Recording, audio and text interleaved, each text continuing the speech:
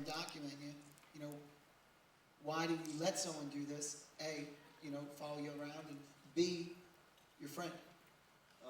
I think that's what made it so cool was the fact that it was our buddy with a camera. It wasn't like, oh, we're shooting a documentary or we're documenting your lives. It was like, oh, there's shithead Steve with the camera, and I'm fighting with Caleb, so I don't really care that Steve was there. But if it would have been anyone else that was outside of our circle, it would have been a little more difficult. But I think we were just so comfortable with him and the smell that.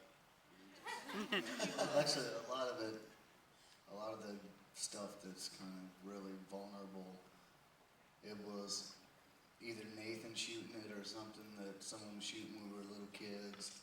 So we didn't really, while you're doing that, you're not planning on making a movie 20 years later. Right. I shot the full penetration scene.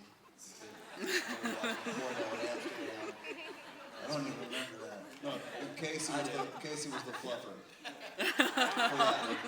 So, good job, Case. Full, strong showing. All right, let's get some audience from the question.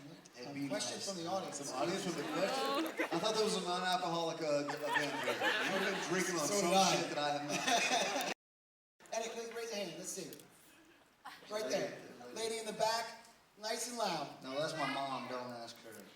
Matthew is being a good husband and future father. He has a baby coming. He's got a baby due in 4 days, so.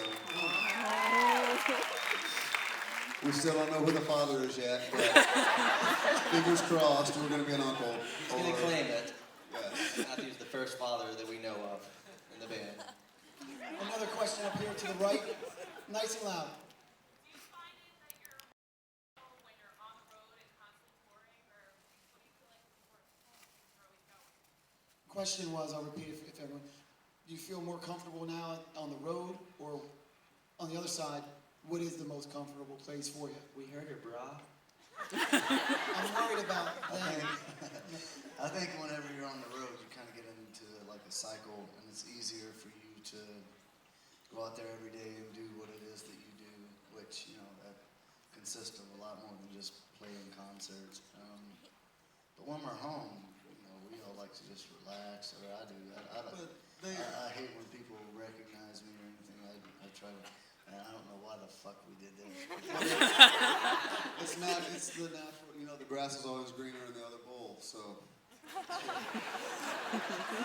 exactly how I would say it. Another question. Let's go right up in the front. I was saying, Caleb, do you have any recollection of that final interview you did there with talking about the gay sex and all that?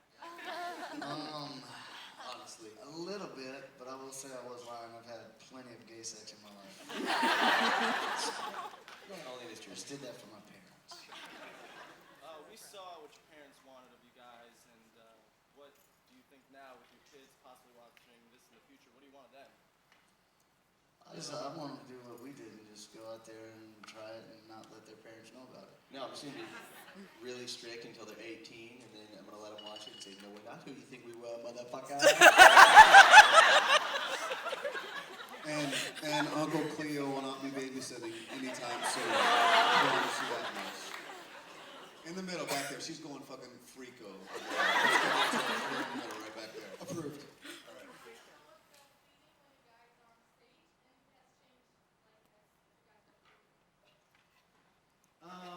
No, we were pretty nervous when we first started, and there were 30 people at most in our, you know, in the very beginning, and we're pretty nervous now with, you know, thousands of multiples of that. But it's pretty much the same, you know, like you try to make yourself nervous. I try to think about things that make me nervous so I can be nervous. You play a better show when you're nervous. I think the good thing now is that, you know, with our schedule and with the way things have gone, how things are kind of going pretty well for us, we usually don't get to the venue until right about showtime, and as soon as we're done, we go to the next gig. So you don't have those 10 hours sitting around thinking about it. And, but yeah, it's good. Now we got a ping pong table and stuff, so we moved up. We're up here in the front. What is your favorite song to play live?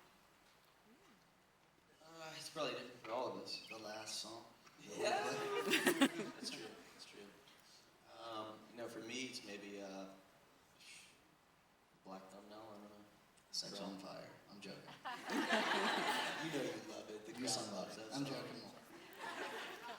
be Tranny.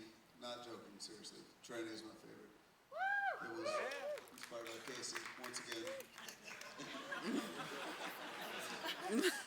I'm just here for abuse. I'm not gonna ask any questions. You're our whipping boy for the night. Casey, I have a question for you. So let's talk about the style.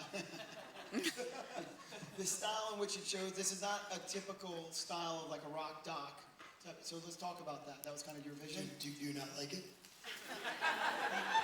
He prefers the tradition. He's drunk. Yeah, you're half in the bag. He's hammered. You're right about that. I mean, I think that what we set out to do was make a movie that visually played like the band's first EP sounded, light on polish, heavy on passion, like leaving it a little bit rough and gritty. I mean, I think some of the things about it that structurally deviate from what's typical of the more standard format are the things that are going to give it its charm in the long term.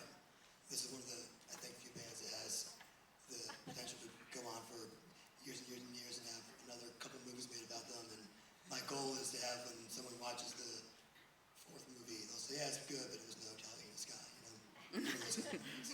So you're saying our first record's our best record? By far. You guys are all lying. None of you bought it until after the third record came out. Let's go with this lady right back here. Yep, let's stand up. Yeah.